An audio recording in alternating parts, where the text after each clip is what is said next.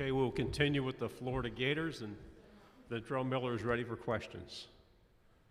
Right here, front row to your right. How's it going, Ventrell? David Cloninger with the Charleston Post and Courier. You guys played South Carolina last year, and they had Kevin Harris, the running back. What do you remember about him? How difficult was he to tackle? What kind of running back was he? Definitely a bigger star running back. He runs hard, but so just like any other running back, I say, we can try to get him down. We'll stay back here, front row to your right. Ventrell, when you look ahead to this season, it should be kind of more of a normal season as far as full stadiums, more fans than there was last year. How exciting is that you guys are, looking ahead to, tailgating and, playing in front of full stadiums again? It definitely is exciting to be back in full capacity, to see the 90,000 in the swamp. When those guys in the swamp, it's just electric. So we're ready to get that atmosphere back in the swamp. To your left over here, second row. Hey, Ventrell. Last year obviously ended not the way you guys wanted to. And your teammate Zach Carter just talked about how in spring you guys raised the bar. You, him, your teammates all stepping up to make sure this season you guys got a big chip on your shoulder. And you wanted to prove last year was just a fluke. How exciting is it to come into this season knowing you guys got something to prove and everybody else might want to watch out? Man, like Zach said, I don't know if he said it, but definitely coming in with a chip on our shoulder. Got something to prove, and we've just been working towards that. And like he said, it's going to be whoever getting in our way got to pay. To your right, second row, please. Hey, Ventrell, are you a fan of the proposed idea to expand the playoff to 12 teams, or do you like it kind of how it is in the 14 format right now? I guess I'm not sure. I don't really got too many thoughts of that, but definitely it could be a good thing and also a bad thing. I don't really know why I stand on it as of right now. To your left, back row. Hey, Ventrell, Jacques Doucet, WAFB TV. Can you talk to me about the way the LSU game ended last year under those kind of bizarre circumstances, the bizarre penalty, and then your thoughts of going to Baton Rouge this year? Definitely was crazy, I'd say, but you live and you learn. Wasn't the best thing that could have happened, but like you said, we just got a chip on our shoulder for this year, and we looking forward to the games coming up and looking forward to seeing the boys again. To your right, second row. Hey, Ventrell. Coach Robinson has put a lot of responsibility on you the last year or two to sort of become the leader of that unit. How do you take that, and how do you feel you've done so far? Definitely, it's a big role to play, but I embrace it, and I think I like that coach believes in me that much to put the load on me. So, just going out there looking forward to doing everything that I can to help the team win. To your left here, front row. Ventrell, have you noticed a different approach from Todd Grantham and how he's trying to help you guys bounce back from last year? You say what? I'm sorry? A different approach from Coach Grantham this year, helping you guys bounce back? Yeah, we got different things going in this spring and this summer. But like as a unit, we just coming in together, trying to everybody executing. I say everybody executing, everybody being on one page and coming together and trying to come out and win games. To your right, back row. Hey, Ventrell, Trianity with BamaInsider.com. Talk about that SEC title game last year, the emotions around that, the post game, everything else, and what you're excited about for this year's matchup in Gainesville. Oh man, they got to come to the swamp this year. Like I said, it was a hard-fought game last year, and I'm pretty sure it's going to be the same this year. And we're trying to come out on top of this year. Over here on your left. Hey, Ventrell, to kind of piggyback off his question, last year was such a high-scoring game, right? Neither team could really stop the other, and yet this year both teams are going to look dramatically different on offense for both teams. So what is the offense that you've played against in spring gives you confidence this year might be a little bit different in the scoreboard? Definitely. The defense is just coming along, I'd say. We looking forward to having a great year this year. And yeah, the points are not going to be that high this year. So we plan on shutting people out this year. So that's the expectation for my defense this year. To your right.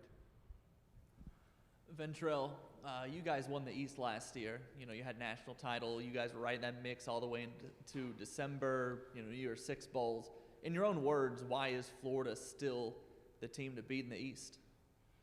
Man, I feel like we is the team. Like you said, we came out and we won the East, so I feel like we the undisputed champions in the East. But like you said, we're looking forward to coming out and winning the whole thing. But we come out every year.